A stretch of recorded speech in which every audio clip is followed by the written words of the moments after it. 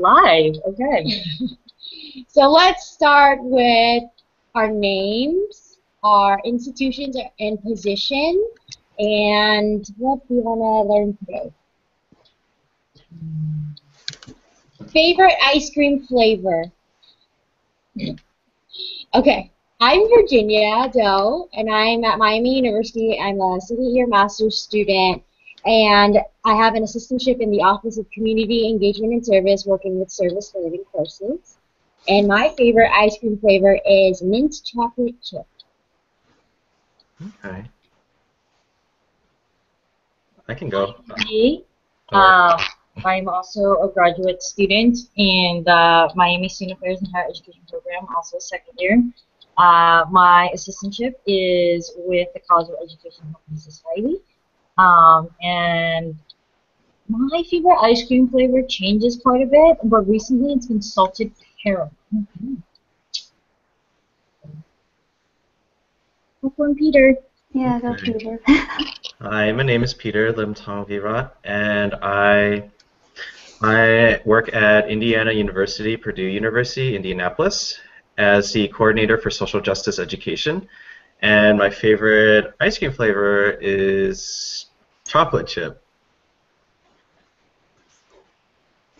I'm Anna, and I am also a second-year master's student. I'm at The Ohio State University, and my assistantship is within University Honors and Scholars. My favorite ice cream flavor is just strawberry ice cream.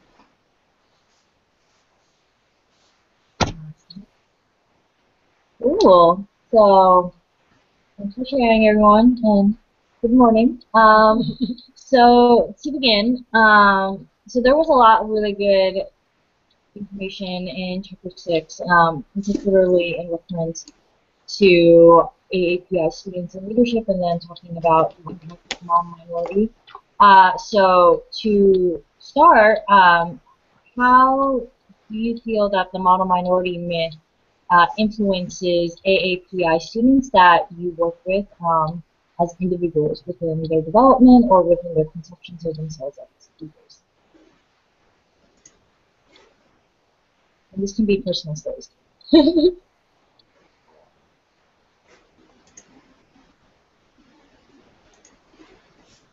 Oh my gosh, I feel so much pressure now that it's live.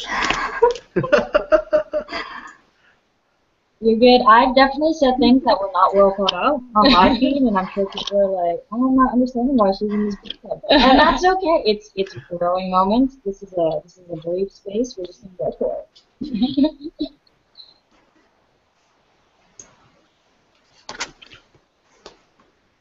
Okay, well, I guess I'll answer the question. So, I actually came from UC San Diego, similar to Virginia, as an undergrad, and it was really interesting because there were a lot more Asian American individuals on campus there. I hear something weird. Maybe when I'm talking, it sounds weird, but so it's really interesting coming to Ohio State, where it's just a different environment, even for the students that I work with. And so last semester I worked with Annabelle Estera at the Multicultural Center, and I just got to talk to different students that are Asian American and were really involved within Asian American initiatives at the university. So I just think like how other students perceive them it's just different than how students are perceived at UCSD, because over here I think there's such a stigma around international students that there's just such a separation here that it's like, no, I'm not an international student, and like having to retell their stories. But I think at UCSD there is also always that like perception that all Asians are really smart, or they're succeeding, they're docile, etc. So it's just really interesting to see like how location really affects how students are perceived in terms of their identity. Yeah, I definitely agree with that. I think in the last book club, I told the group that I was like, "Ooh, I think a good like research topic would be California Asians," and then having them move not like outside of somewhere that doesn't have a strong API population, because I think that like you grew up one way, very supported in your in your identity and then going to a place where it's not. It's very interesting to navigate that new environment. Thanks for sharing. Mm-hmm. And I think I'll echo what Virginia said. So I grew up in New Jersey. I grew up in a predominantly white area, highly privileged town. And then even going to University of Maryland, I think there were more Asians, and it was the first time I think I really even had an individual who identified as AAPI as a teacher or and so it was fascinating seeing that different perception because I feel like growing up through high school there was a very distinct perception of if you're Asian, you're smart, you're going to graduate to 10, you're going to go to Ivy, et cetera, so forth. And then in university, a lot of that was still present. And I think it's because of the spectrum of racial identities. I think AAPI students would often get lost in the conversation. And then I agree with what you said, Annie, early. At Miami, there are a lot of international students. And it's fascinating to see as an individual who very much presents as AAPI, how sometimes folks when they interact with me will assume I'm international, and that's just a very interesting tension point because sometimes they'll be surprised that you speak English well, or where are you from? No, where are you really from? And I'm it's just very interesting to see the ways in which our large population of international students, and specifically international students who identify within the AAPI community, influences the perception of AAPI individuals who, or the assumptions made about individuals who may not identify as international. I have a random thought about so working with international Asian students. I feel like I'm in a very strange and new environment where the majority of the Asian population is international. I looked at last year's climate survey for the institution, and it's 86% that's international. And I've never been at a university that has more international students than Asian American students. So I'm still trying to figure out how do I support these students as a whole, because I'm advising one of the Asian organizations, and it's just I want to come in and I want to talk about race. I want to talk about identity, but I have to check myself and be well, the majority of this population is international, and I can't engage the same way that I would at my other institutions. So that's been a challenge for me. So if anyone has any advice, that'd be great. Working with international Asian students, but so I have one to go back to the original question, how does the model minority myth affect the AAPI students I worked with? I feel like in the past I've seen the model minority myth work to invisibilize people's experiences of racism. And I would remember in undergrad or grad school, a lot of Asian American, a lot of the Asian Americans I worked with or just talked with, they kind of internalize the whole you just have to work hard and then everything will be okay, and we overcome all these different struggles, but at the same time by saying that you ignore all the different struggles that you encounter because of your race. And I think that's a big problem when even the students themselves have that such strong internalization of I have to work hard and this is just how it is. There is you can overcome racism by working hard, that kind of thing.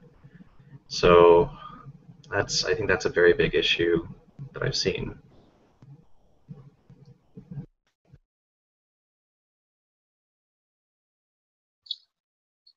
So to respond to the first part of your question, Peter, about working with international students who identify as AAPI. So as I've mentioned, like at Miami, a good portion of our international student population identifies as AAPI. And I agree, walking into those conversations, I would love to talk about racial identity. I would love to talk about racism. And I am in a similar struggle where I find a lot of times the first conversation isn't necessarily about race, but rather like cultural appropriation or cultural assumptions, or like assumptions of being that are rooted more in ethnocentrism rather than racism, which is fascinating. So like I have the distinct privilege of being able to work with these students, and I've spoken to several privately, and one of the most common things that I hear is like, I don't understand why Americans, and in this case they're referring to domestic students, don't want to be friends with me.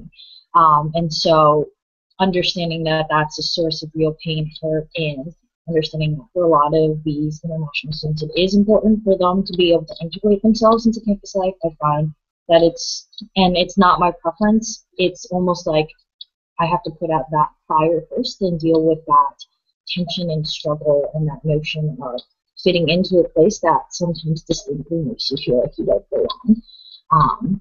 And so, though at the same time, I think as I'm emerging in this role, I'm trying to figure out how do I maybe also talk about race as well and racial identity within that, because I think that, and this kind of references your first point, sorry, your second point, like, especially with recent events, I struggle because sometimes I feel like we increasingly begin to speak about race as a binary, even though it really exists across the spectrum. And so how do I layer those conversations with notions of like, yes, your voice is important, and yes, I recognize that sometimes it is made to feel invisible, because even though API individuals face challenges, the perception is that it's not, quote, as bad.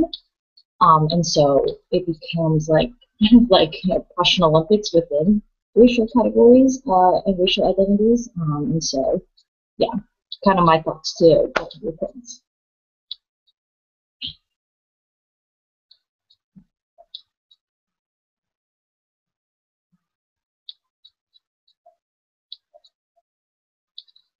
If there are no other thoughts, I think it ties nicely into our next question. So the chapter, well, hold on. Yeah, I'll let you all, if you have any thoughts about what was just said. If not, then I might tie in the next question.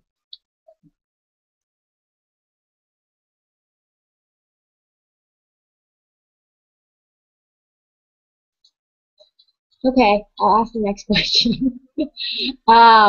So the chapter talks about how negative experiences act as a catalyst for students and their identity development, especially in terms of understanding their race and their place in the world, being social justice allies, and their potential for leadership. But as we were kind of saying earlier, like, what about the students that just keep internalizing these experiences? How do we reach them? You know, have any thoughts on that?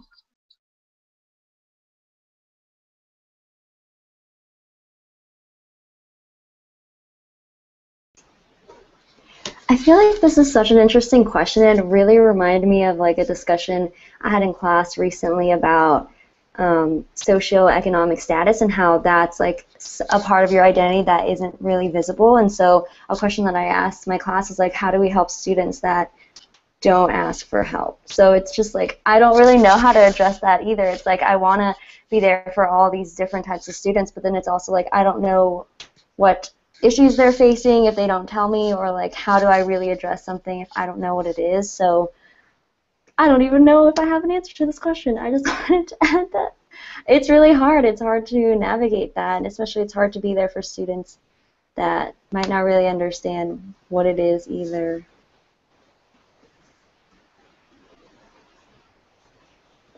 I think one of the reasons why I went into student affairs is because I actually got very lost at UCSD, and I couldn't find my place. Like I never joined any student organizations, and so the next question I'm like, yeah, whatever.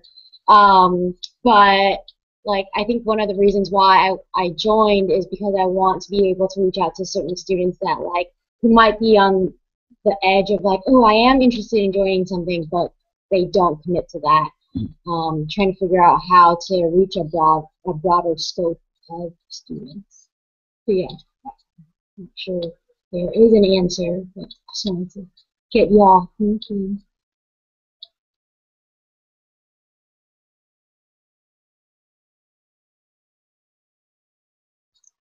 And I really like your social economic status. What is it? It's a dream.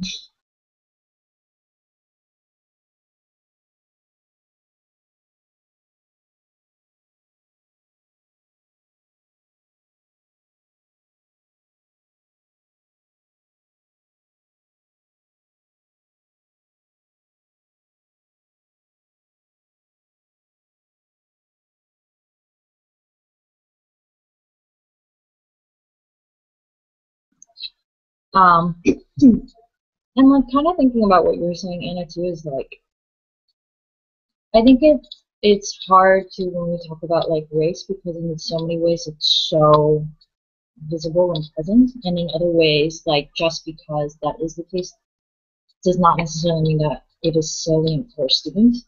And so like I struggle with that concept too because it's like there are times when I work with certain students where I'm like, oh, like just because like I've learned about it, like, and I've like made it into an academic thing, I'm like, oh, like I can see it, and I struggle sometimes, like thinking like, is it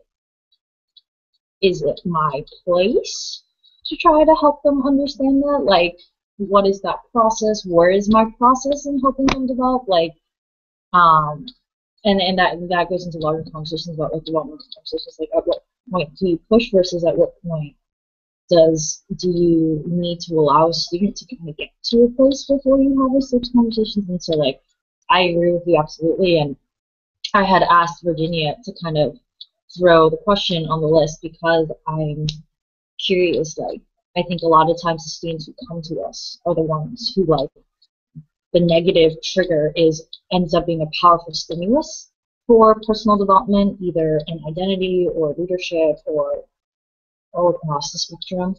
And it's those students that don't necessarily always speak up that sometimes are struggling with this component. And so like again, like recognizing like how sometimes like it's hard to know who those students are, and then too that like um, to every story there's also like a flip side to it, and I think in this case it's an interesting tension point for me. I was just curious what folks experience with transformative.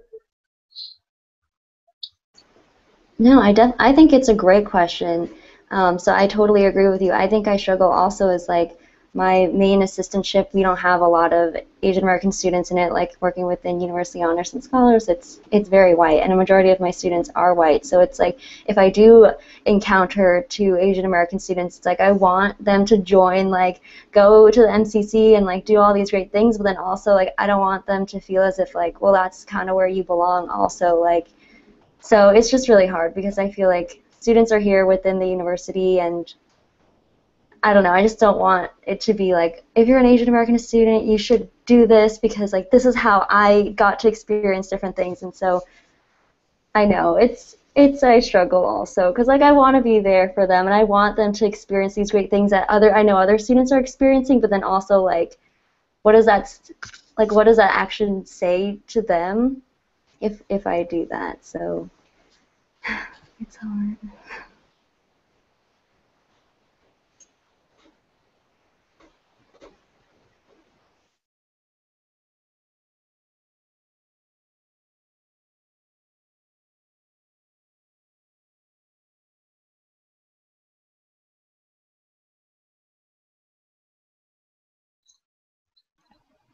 So I'm still processing on the last piece that you just said.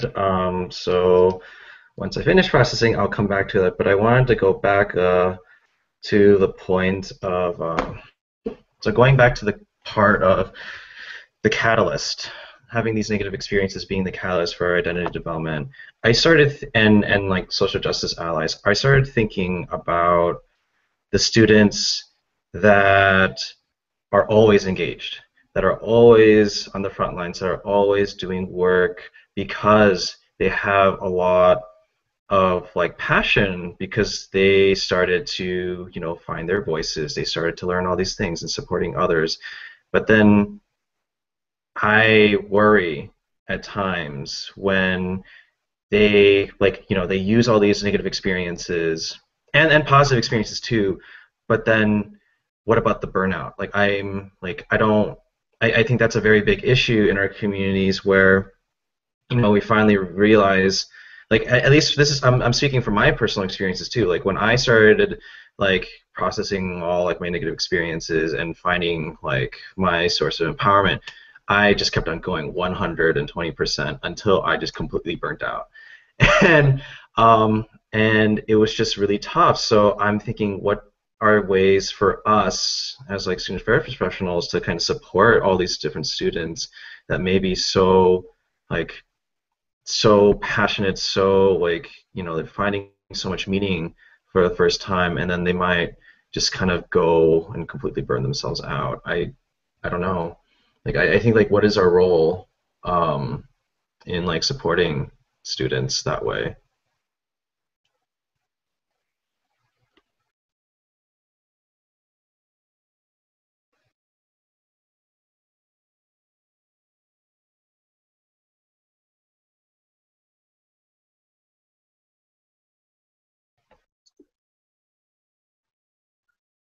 So I think burnout is an interesting topic for me, especially as I'm thinking about entering the field.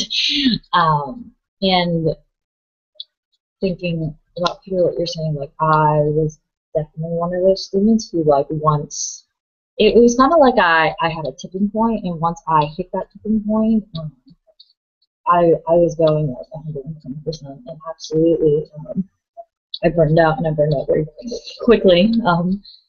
Uh, it was just, it was bad. And like I do definitely agree, like as professionals, like a lot of our work is supporting students. And I think my tension point is, like, I currently work with students who are like who are like 120%, 150% all the time, and it's sometimes hard having those conversations with them where I'm trying to tell them, like, love your passion, love your interests. Let's think about how much food you have on your plate and how much you can consume. And it's hard because I don't want them to feel like I'm telling them you can't be this passionate. And I think I really appreciate you bringing up that point, because I think I'm reaching the point where I'm really struggling to have those conversations, because again, it's in hard tension between I want, you know, it's like with this work in particular, it's a marathon, and you can't start out running too quickly because you can't finish, or you will finish and really painfully. And so I think it's hard because I really want to encourage my students, you know, like, if you're passionate about something, go for it. And again, like, self-care is one of those things that I think often gets thrown to the wayside across the board, especially now as we look at what we ask our students to even get into a university.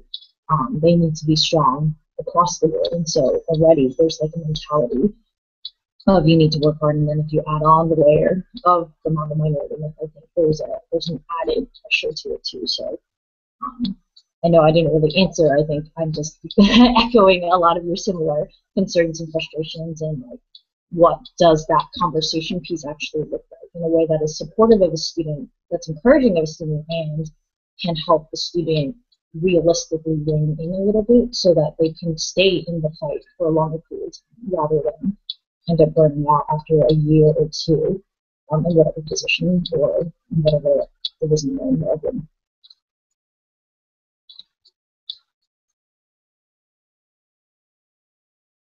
Yeah, this is just I've been, you're like, this conversation sparking up more memories. And I remember when during that time when I was a student, I remember my fellow students, like, we were struggling academically. And I remember one of my friends commenting how her professor said, like, you need to take a step back and, like, stop doing what you're doing, stop organizing, stop, like, doing, like, social justice work, and just focus on your grades, because that's what you are, you're a student. And I remember she was not happy with that response, and I'm just thinking, like, how do we help them realize, like, you know, you are a student first, this is so important, but what they're doing right now has been so important for them emotionally, like, and because they've been, you know, finding something, like through their work, through their struggle, they find meaning, and that's a tough balance to have. So didn't answer any questions, but it just, yeah, just more memories. I don't know.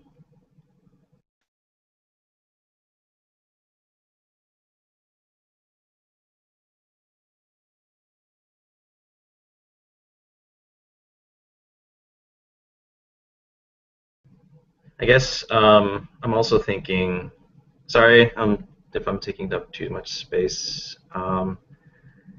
Okay, so that question, yeah, it's a really good question. And I started thinking, like, so where's our role in pushing for social justice work? Because I think how I've been approaching this question is, like, students having a lot of that burden.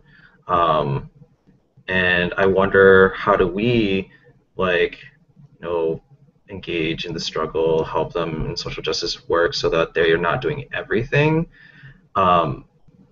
And that's something that I'm kind of juggling with right now, because, like, as a new staff person, this is my first year after first full-time job ever. I'm trying to figure out, like, how much can I do, how much can I affect change, and trying to figure out how much power I have versus how much power do students have. And I feel like students have so much power, but then, like, I can do things too, and, like, I can help out too, but it's just, like, trying to figure out, like, all of those, like, you know, institutional politics. But yeah, that went a little like, free flow thought. Sorry. No, I mean, I think it's good. Again, like we've said time and time again, book club is a space where, you know, we have these questions, and sometimes these questions in particular, I think this chapter also sparked a lot of personal things for me. Like, it was funny when Virginia and I were reading, so we ended up reading together. She was like, "Oh my gosh, like, I'm reading this, and there are so many things I could say that have to do with my experience," and I was like the same way. And so, like, I appreciate you sharing, and I appreciate you, like, taking that space to kind of, like, think through. And again, like, I think we walk away from book club sometimes with a lot of really great thoughts and not a lot of answers, because the reality is, like, I think these questions, like, if we could find an answer in an hour, I think it would be a miracle. And I think it's because these questions are questions that, you know, we as a field, and specifically individuals who are interested in the AAPI community, like, these are going to be ongoing conversations, and especially with new populations, it's going to look different. And so, no, I was just wanting to say to you, like, I appreciate you sharing that. And so, any final thoughts? I know there was a lot there. I also recognize some people are looking at processors and might have thoughts later. And I wanted to make sure we gave you ample time to talk about your chapter. So, any last thoughts before? And if you want, you can just take the floor. Oh, you want me to facilitate my chapter right now? Yes? Okay. Okay, so chapter 7 was really interesting, and I think the main themes were just talking about Asian Americans within higher education and how that's really grown locally and nationally.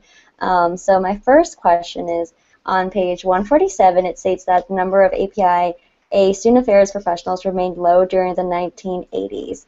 but the next decade brought significant increases in the field and in ACPA. What do you think are some reasons as to why there are low numbers of APIAs in higher education at the time and possibly even now? Does anyone watch Fresh Off the Boat? Okay, so in one of the most recent episodes, the kid Eddie, he wanted to tutor another student, and it was a student that he has a crush on, and the mom got really mad at that and said, and he was like, what do you have against tutoring? And she said, that's one step like below teaching, and that's one step like above poverty or something. And I was like, what? But like I feel like this is a perpetuation of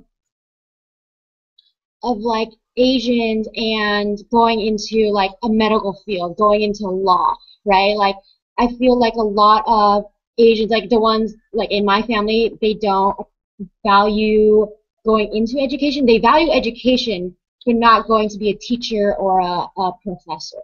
And so I think it's very interesting to think that like our field is related to education. So it's this weird thing there. I just, yeah, brought that up. Okay.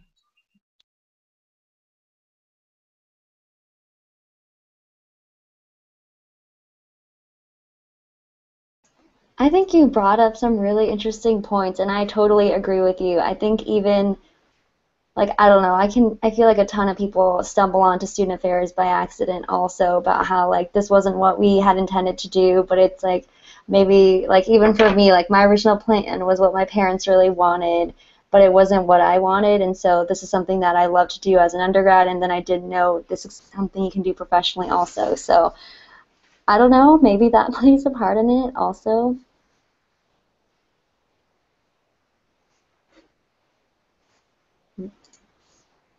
And with that, like, to kind of echo Virginia's point, like, I think in particular student affairs, like, I don't even know how to explain it to my parents still. So it's really funny because, so I still remember this conversation, so I told them what I'm going through, and they were like, I don't know what student affairs is, and I'm like, oh, so basically, I'll be working in, like, at universities, and they were like, oh, so you're gonna, like, become a professor and get published. And I was like, oh, not necessarily. I don't know if I'm gonna go the teaching route. And they were like, okay, so I don't understand. I'm like, so you know, like I would like, you know, support students and stuff. And they were like, oh, so you're gonna be an academic advisor. And I'm like, um, not quite either. And I think it's hard because I think the easiest way that I've been able to help my parents understand is kind of say like, we like support students, and so then I think in their mind it's become like a very like service type, almost like a customer service type industry, which I think is a challenging notion with my family because they were always like, you should be a doctor or a lawyer, and so like I like can't help but wonder too like the lack of understanding around the field I think doesn't help to perpetuate like doesn't help in recruiting folks sometimes because absolutely like you said I know a lot of times like we kind of stumble on it. Like I remember like I just liked the work as a undergrad and somebody was like you can do this forever and I was like this is a job like I don't understand and so I think it's there's a lot of things to that particularly with student affairs because I think even like as a field we're always struggling to be considered legitimate let alone in my family, I don't really know how to help make that more legitimate in my family. I tell them I'm an advisor, whatever they take that as. Yeah, I tell them that like I'm a teacher, educator, event planner, advise, like all these different things trying to like there's no one word, but still don't really get it. So I have wanted to bring up two different angles that I started thinking about. The first one is the shorter one. I'm still fleshing that out, but I'm thinking time-wise. So this is like time-wise, the 1980s is going to be probably the first generation of new Asian American students, second generation Asian American students, because of the Immigration Act of 1965. So I'm wondering, like, maybe because of the boom of Asian Americans, like, in the country, that you're going to start seeing, like, you're going to start seeing more students, but not necessarily staff yet. And this transitions into my second thought, where, so I'm thinking that with the boom of Asian American students, you start to see, like, there are Asian American students now in higher education, and they have very unique needs. And this makes me think about, like, the large organizations such as, like, ICASU, MASU, WCAPSU, and, like, they were created in the 80s or late 80s because there weren't enough resources for them at their universities, and that they had to travel across the entire country to be in spaces with other Asian American students to find that support and resources that they don't have on campus. And I think maybe that is like the beginning of, like, hey, we need people in higher education. We need people to support, like, more Asian American students because we didn't have that. And, like, I think maybe that kind of sparked a lot of that, like you know, that passion for supporting each other, because to be able to travel across the country just to hang out or to put on these conferences, that takes a lot of dedication. And so I think that's another factor in it. And so, like, people start, or like our community starting to find their voices.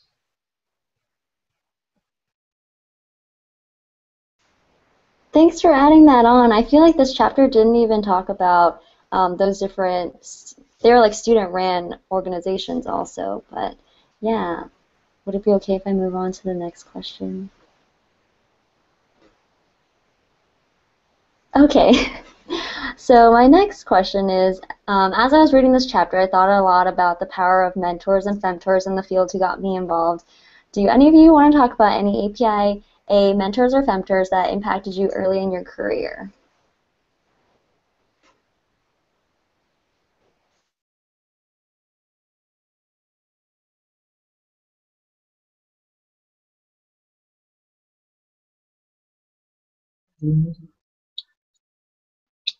So I thought it was interesting. Oh, first side note, I thought it was interesting that this is a NASPA book, and they talked about APAN. That's one thing that Mindy brought up yesterday. But I feel like, again, I said this previously, that I was not involved as an undergrad. I felt like I got very lost at UC San Diego, and then so when I went to my first NASPA regional conference, and that's where I saw a lot of API professionals, and I think they're the ones who really got me interested in the field, or I was interested, but really inspired me to further my education. So it really was the professional network that really helped me understand, like, what I wanted to do, and how I wanted to create change on college campuses. So I have a few, like, I don't know, like, I feel like the Region 6 is very strong, and that's like the California, Nevada, and Hawaii. But there's some people in there who I would love to give shout outs to, like Briggs Bugunu and all them. Yeah.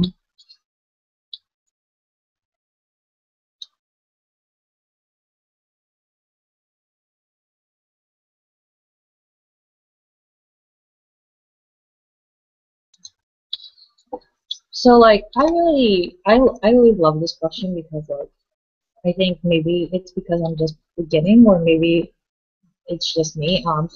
I like to ask a lot about how folks ended up where they are, whether that's field related or anything. I think understanding context, one of my top 5 strengths, is important in helping me understand individuals. And so like I've had like 3 distinct mentors, and I appreciate them all. And I think having 2 actually who identify as AAPI has been particularly significant in a lot of ways around racial identity. I think one in particular that I met my sophomore year, I can really credit a lot to thinking critically about the ways that I had internalized messages around the mono-minority myth, and I think, I think any of my mentors could have done it. I think she was particularly successful in it because she was willing to first share her story about it, and so I think that really opened up opportunities and possibilities for me to think about her story and the ways that I resonated, which I thought was a really smart way actually to help me consider the impact of my racial identity. Because I don't really think I don't really think I understood what it meant to be AAPI until college. Like, I always knew I looked different, and I don't think I could name my identity, and I certainly couldn't talk about my identity beyond, oh, like, I just look different. And so I think mentors in particular are significant, not only in bringing me into the field and helping me just understand myself as an individual who does identify as AAPI, and more specifically what that impact has on me, not only on an everyday level, also in how I approach my work now as a professional.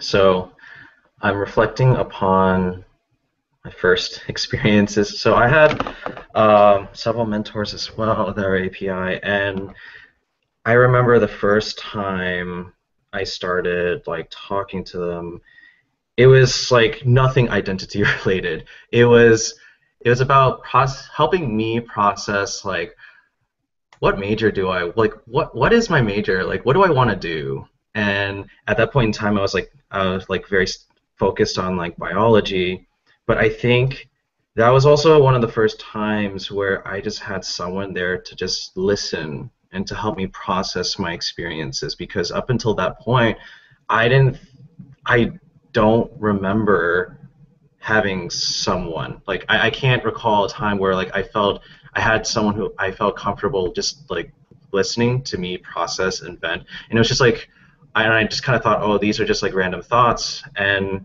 I think maybe I think that's a huge part of it, like me being able to be comfortable engaging and processing and being vulnerable. And then I was slowly challenged to think about my identity and think about like, what do I care about in my passions. So I think that really intentional mentorship was, or like mentoring was very, very crucial to me. And also I felt like I was being met where I was at, and like I wasn't like, like identity, like shut up, think. I was like, oh, like being helped out with just my academics. And then slowly, like after developing a stronger relationship, like I grew. So that's kind of like my experiences with mentorship, because I avoided thinking about my identity for a very long time, and it wasn't until probably like the middle of my undergrad where I finally started opening up to it. So yeah. Thank you all for sharing. I feel like, I don't know, I only asked this question because I was reading it and I saw like some of my mentors and femtors were in there, and I just felt like I got here because of the things that they're able to do for me. So I'm glad we've all had really positive experiences from that. So I know we're running low on time, so I'm just going to ask the last question because I just thought it was really interesting. What are some ways you've struggled with issues of access and equity in the workplace as an API professional? And this is a pretty loaded question.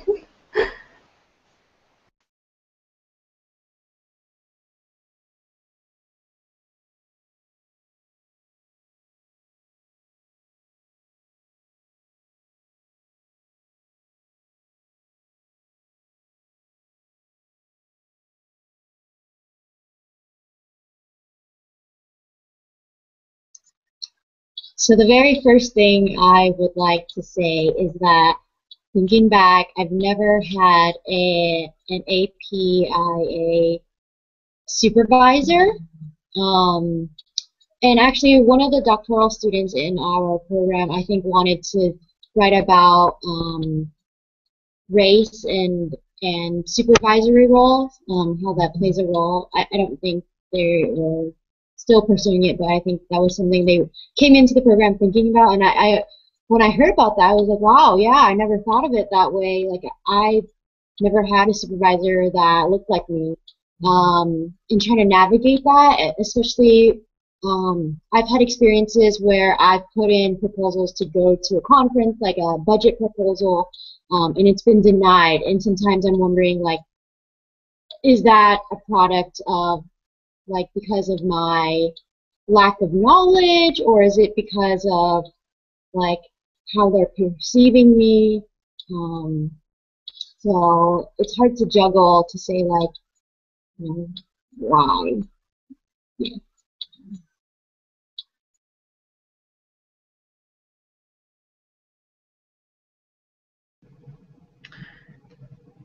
I resonate with a bit of like that knowledge piece.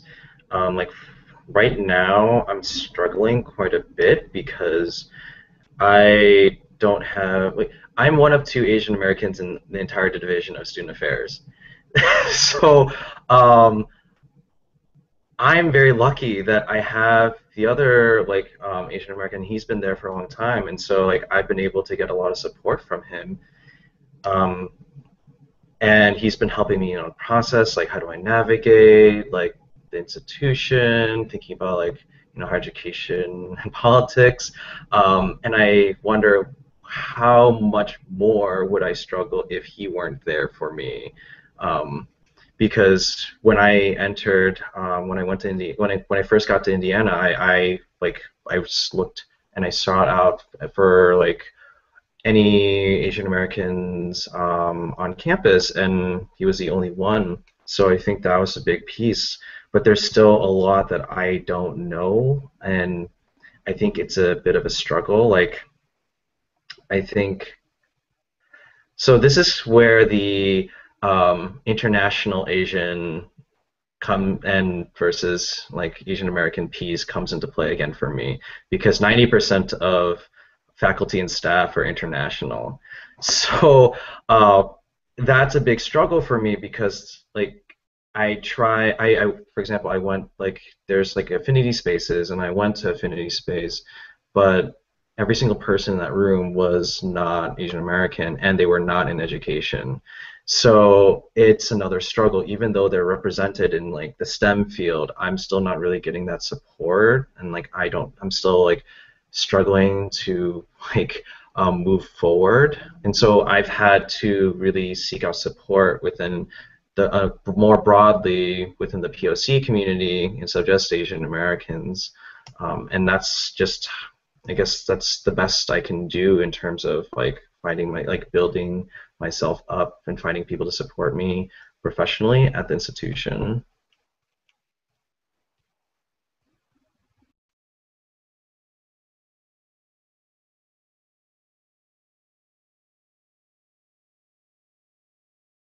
So I don't know if I've struggled specifically with issues around access or with access. I think sometimes I wonder if access has more to do with my age rather than being AAPI. And I'm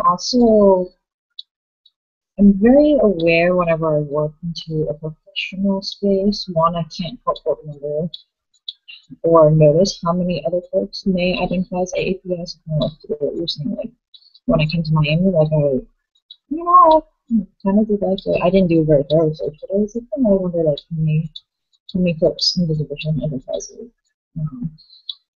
And also, I think for me, it's understanding that whenever I enter a space, that there may be certain perceptions about me already, especially in the workspace. So, what populations do I have an interest in working with, or am I going to be that go-to like diversity person, or assumptions around my level of intelligence, and then I think for me, it's I think for me the harder part is once I enter a space because I feel like I can negotiate a lot of that. Like, to what extent do I, joke about myself and upplay certain things to relieve tension? And to what extent do I not address things? To what extent do I let certain microaggressions go? Because honestly, I just feel like it's not possible for me to address every microaggression that happens sometimes. Just because that's just a very tiring experience after a while. To what extent do I need to be thinking about my presentation, how often I speak in a meeting, because I know that there's a perception around individuals who may appear to be a woman in the AAPI in the AAPI community, and so like, I think for me it's not an issue. For me, in my personal experience, it hasn't necessarily been an issue of access. I think I've been very privileged in that regard. It's been once I'm there, all of these different things start coming into play, and I think that's where the equity gets tricky because I don't always know if folks are conscious that even subconscious acts or everyday actions can lead to an unequitable space environment.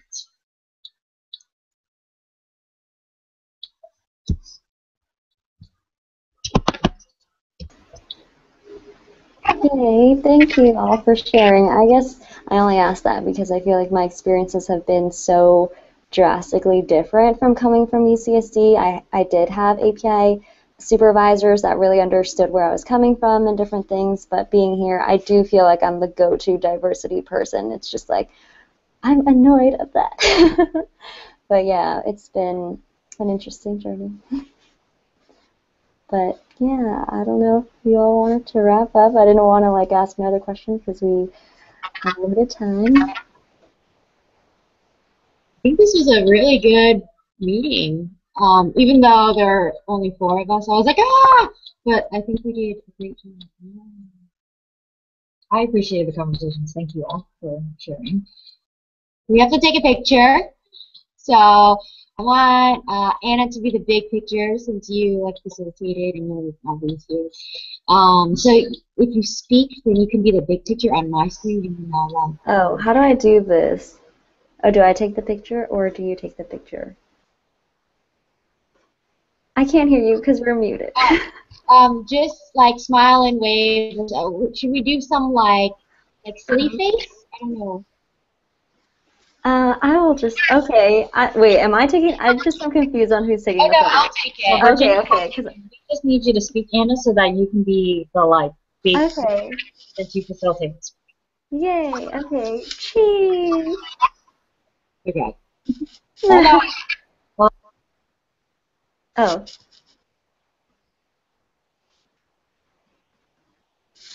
Yay. Well, thank you. Yay. It was nice seeing you all. It's my first book chat, but it was nice to see you again, Peter.